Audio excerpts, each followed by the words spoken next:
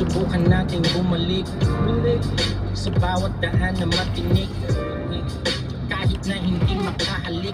Ano ba yung ospital ba ng mga bata yan? Sabik-sabik. Kami pa ilan-ilan noon. Mga taga-igib sa balon. Mabagal man o malalim, palarin man o malasin, eh nakahanda na tumalo. Sa bangin man o sa tulay, madilim at walang gabay. Lahat ng bawal ay sinusuway. Gabi na'y nagbuhukay, makita lang sa aking kamay. Kahit maputik hatak sa lubig, lagi buhaw at ulo. Sa tubig kung may mali, sige umulit sa bagong papel. Pangarap mo'y iguhit. Sa libulan ko to, wala naniniwala sa paligid ko. Ano? Yeah. Magde-decorate lang namang ata dun eh, no?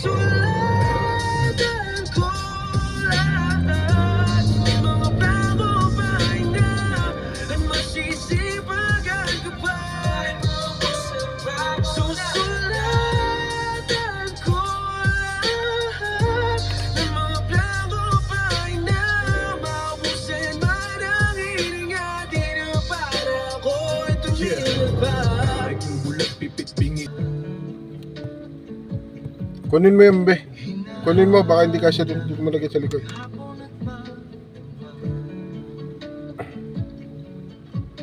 Sa tuwing pumipigit, larawan mong naiisip.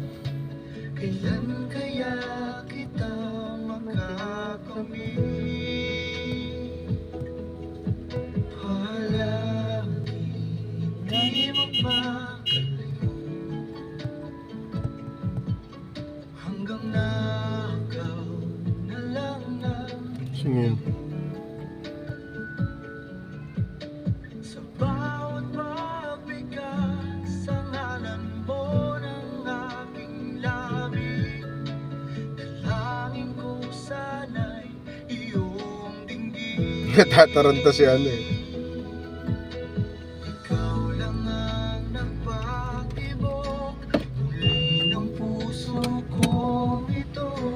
Akala ko Bukas yung trunk ng sasakyan, no? magalik.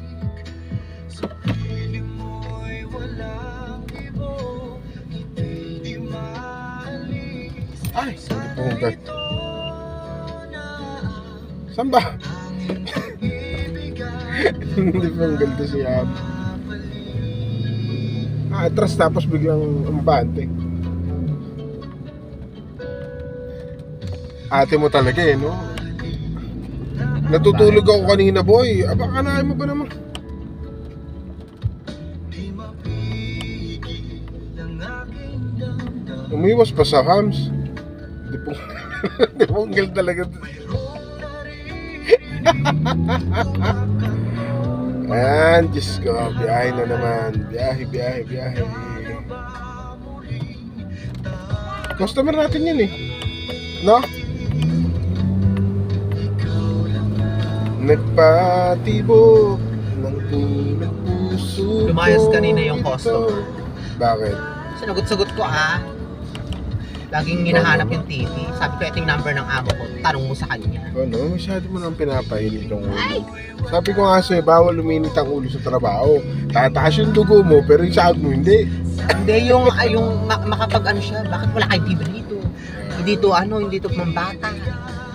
Pang malaking salon to. Sabi ko, tingnan mo yung signboard, sabi ko sa kanya. Ayan, ano?